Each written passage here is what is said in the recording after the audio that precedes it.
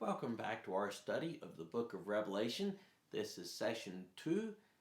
In our previous session, we looked at Roman society and a little bit about Roman history for the first century. Today, I'd like to turn our attention to the earliest Christian churches. This is very, very important. Every book of the New Testament was written to a particular person, to a particular group of people at a particular time. They're all addressed to particular groups of people or a particular individual. Whether it's the letters to the Corinthians, they are written to the ancient church or churches in Corinth. Same for 1st and 2nd Thessalonians, written to the church in Thessalonica. The Epistle to the Hebrews, written to Hebrew Christians. So these are all books that were addressed to a particular group of people or perhaps a particular individual, as in the case of Titus or Timothy. Revelation was written to a series of 7 churches. What was that first century church like? What was the earliest Christian church like? Much of what we know about the earliest Christian church does come from the book of Acts. There's additional information that we get from extra-biblical sources like the Didache. These first believers, the earliest Christian believers, were Jews. The earliest Christian believers was Jews. Jesus was a Jew. The Gospel of Matthew in particular is careful to point out that Jesus is a Jewish Messiah, come to redeem Israel. In the earliest days after Jesus' resurrection and ascension, the Christians were centered in and around the city of Jerusalem. It is attested in the book of Acts that the apostles were teaching in the temple on a daily basis. They are arrested numerous times, and eventually the church, the Christians, were largely driven out of Jerusalem by hostility from the Jewish authorities. And the faith, as it left Jerusalem, began to be spread around Judea. It spread on the established road networks that the Romans had built, primarily spreading along the main roads. The faith spread from Jerusalem outward. The faith grew exponentially. In the 60 years or so between Jesus' death and the time that John received these revelations, received these visions, the Apostle Paul considered himself to be an apostle to the Gentiles, but Paul himself was a good Jew. Paul himself was a Jew, and whenever Paul visited a new city, he always began in the synagogue. He went to the synagogue, attempted to preach there and teach there, and left only when he is driven out. The Apostle Peter, by the way, is actually the first one to baptize Gentiles. He baptized Cornelius, the Roman centurion Cornelius, and his family. So we find that the earliest believers are actually Jews. And then the faith spreads outward to the Gentile community, setting up one of the great disputes, one of the great controversies of the first century church. What is the relationship between Gentile and Jewish believers? What's that relationship like? And this was ultimately addressed in the Jerusalem Council that was held in approximately 50 AD, the year 50.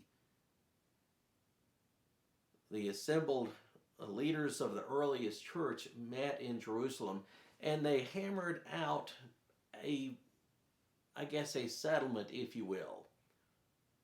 And the conclusion that they reached was that Gentile converts did not have to first become Jews in order to become Christian. They did not have to convert to Judaism and then convert to Christianity.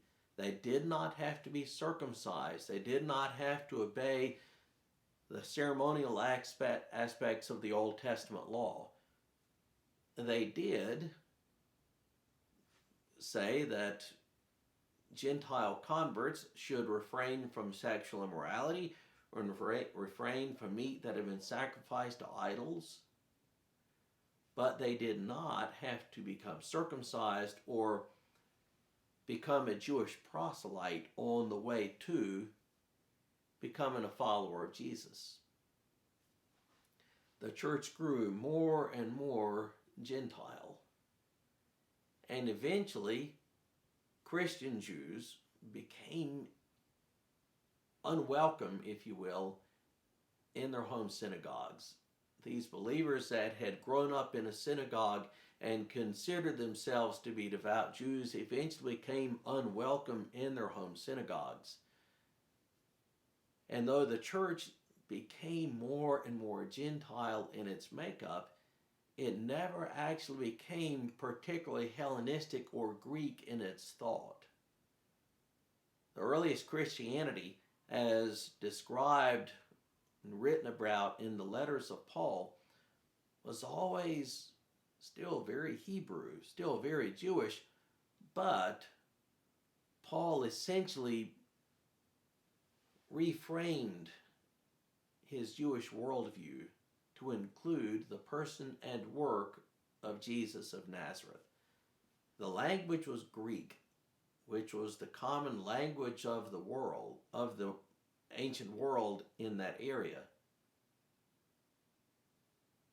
The New Testament was written in Greek, but Paul thought Hebrew, and Paul was a Jew, and in his writings he is simply incorporating Jesus into his Jewish worldview.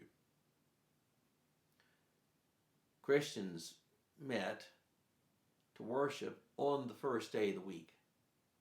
They met to worship on the first day of the week because that was Resurrection Day. They did not meet to worship on their traditional Sabbath, which was Saturday. They met to worship on Resurrection Day. And so, in essence, every Sunday that Christians meet to worship, whether it was then or today, every Sunday is, in essence, a celebration of the resurrection. The earliest churches apparently met very early in the morning before they went to work. This was an ordinary work day. They met early in the morning in perhaps in a home or in some relatively clandestine location. And meeting early in the morning, they said some prayers, sang a hymn, and then they returned back that evening. They returned back that evening to celebrate a communal meal together, the Eucharist, Holy Communion as we might call it now, for more prayers, more hymns. There was little hierarchy in the earliest church, but even in this earliest church, there apparently were officers and leaders of the churches. We find terms like elder, meaning presbyteros, as well as apostles, deacons, and other recognized spiritual gifts. From early on,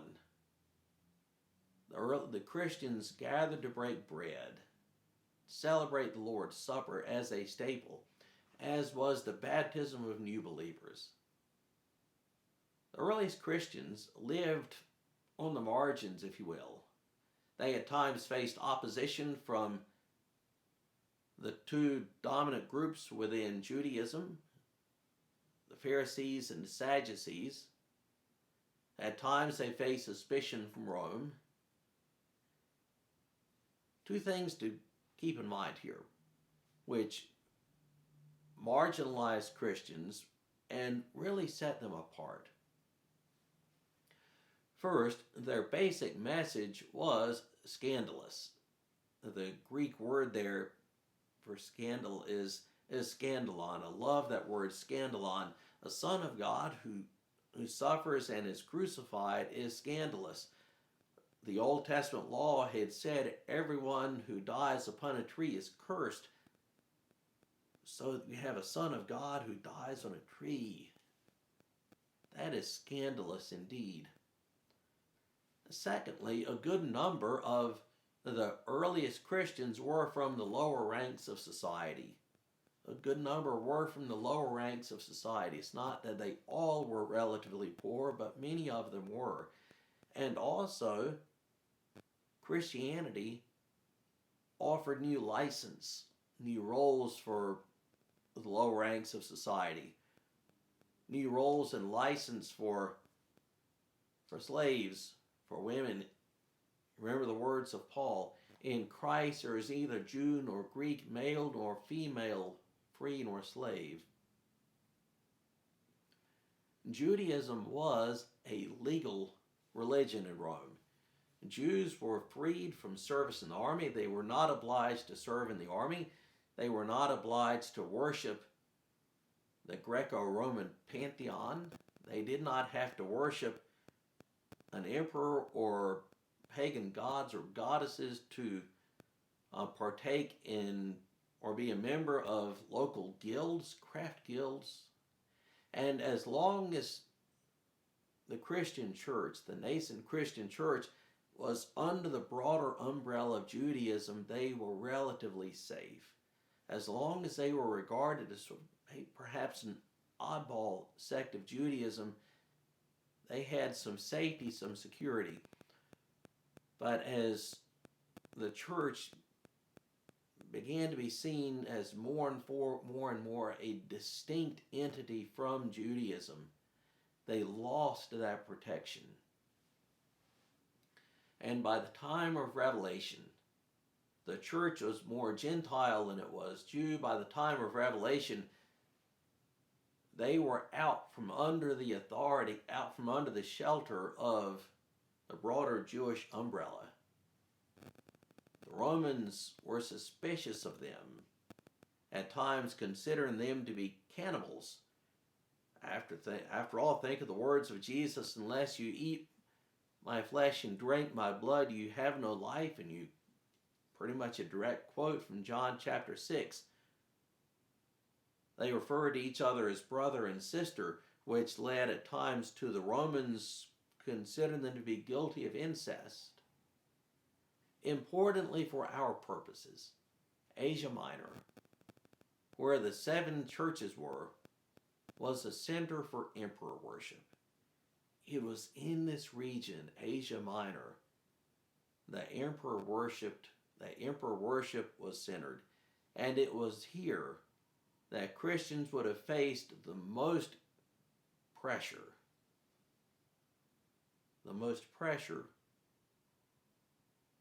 to give in, to accommodate. Enjoy your discussion of this portion of Revelation.